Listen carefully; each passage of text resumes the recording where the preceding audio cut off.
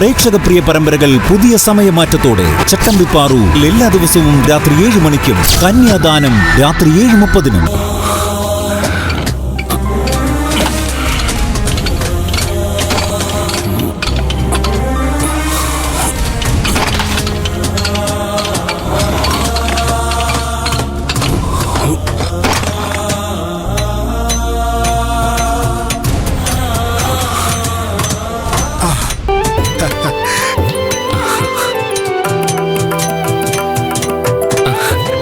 എന്താ മാഷെ ഇവിടെ?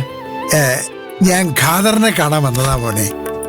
മഹിമ കാരണം ഗോപാലിന്റെ കയ്യിൽ നിന്നും എന്റെ സ്ഥലം എനിക്ക് തിരിച്ചു കിട്ടിയല്ലോ. അവിടെ ഒരു വീട് പണിയാനാണ് എന്റെ ഉദ്ദേശം. അല്ല, ഖാദറിനെ ആകുമ്പം വിശ്വസിച്ച് ഏൽപ്പിക്കാമല്ലോ. അതേതായാലും നന്നായി. അല്ല മോൻ എനിക്ക് വേണ്ടി ഗോപാലിനോട് കുറെ സംസാരിച്ചു എന്ന് മഞ്ജു പറഞ്ഞു. അതുകൊണ്ട് കാര്യമൊന്നും ഉണ്ടായില്ല മാഷെ. ഗോപാൽജിയുടെ മനസ്സ് മാറ്റാൻ എനിക്ക് കഴിഞ്ഞില്ലല്ലോ. സാരമില്ല മോനെ, എന്തായാലും നീ ശ്രമിച്ചല്ലോ, അത് മതി.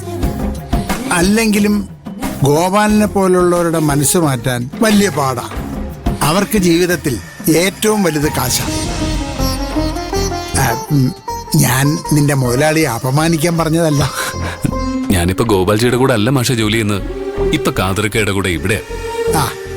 അത് ഏതായാലും നന്നായി മോനെ. പുതിയ ജോലിയും പുതിയ ആളുകളും ആയതുകൊണ്ട് ആദ്യം കുറച്ച് ബുദ്ധിമുട്ടൊക്കെ തോന്നും.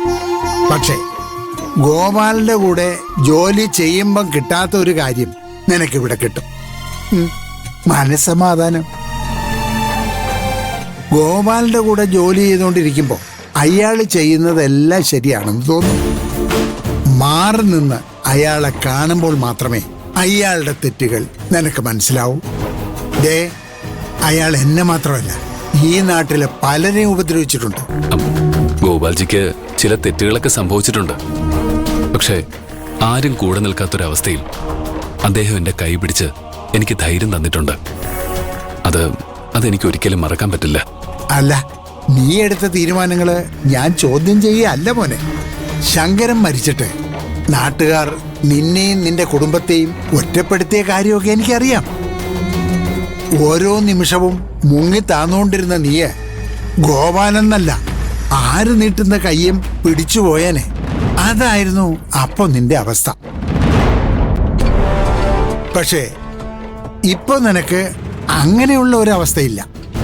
ഇപ്പോഴും നീ അയാൾ ചെയ്യുന്ന തെറ്റുകൾക്കൊക്കെ കൂട്ടു നിൽക്കുന്നത് ശരിയല്ല. അയാൾക്ക് വേണ്ടിയാണ് നീ തെറ്റുകൾ ചെയ്യുന്നതെങ്കിലും അതിന്റെ കർമ്മഫലത്തിൽ നിന്ന് നിനക്ക് രക്ഷപ്പെടാൻ പറ്റില്ല. അതെ, അത് നിന്റെ കുഞ്ഞിനെയും ബാധിക്കും. ഖാദറെ നിന്നെ കൊണ്ട് തെറ്റൊന്നും ചെയ്യിക്കില്ല, അതെനിക്ക് ഉറപ്പാ. പിന്നെ നീ ഇപ്പൊ ഒരു അച്ഛനാവാൻ പോവുകയല്ലേ. അപ്പോ ആ കുഞ്ഞിന്റെ ഭാവിയെ കുറിച്ചുകൂടി ആലോചിച്ചിട്ട് വേണം നീ ഓരോ തീരുമാനങ്ങൾ എടുക്കാൻ. അതുപോലെ തന്നെ മാധവൻ സാറിന്റെ മക്കളെ കുറിച്ചും നീ ചിന്തിക്കണം. പരസ്പരം ജീവന് തുല്യം സ്നേഹിച്ചിരുന്ന അവർ ഇപ്പൊ ശത്രുതയിലായിട്ടുണ്ടെങ്കിൽ അതില് വലിയൊരു പങ്ക് നീ വഹിച്ചിട്ടുണ്ട്. അവർ തമ്മിലുള്ള പ്രശ്നങ്ങൾ തീർക്കാൻ നീ മുൻകൈ എടുക്കണം. ശരി മാഷെ. അല്ല, ഖാദർ ഇവിടെ? നേരെ ചെന്നാ മതി. ഖാദർക്ക് ആ മുറി. ശരി മോനെ.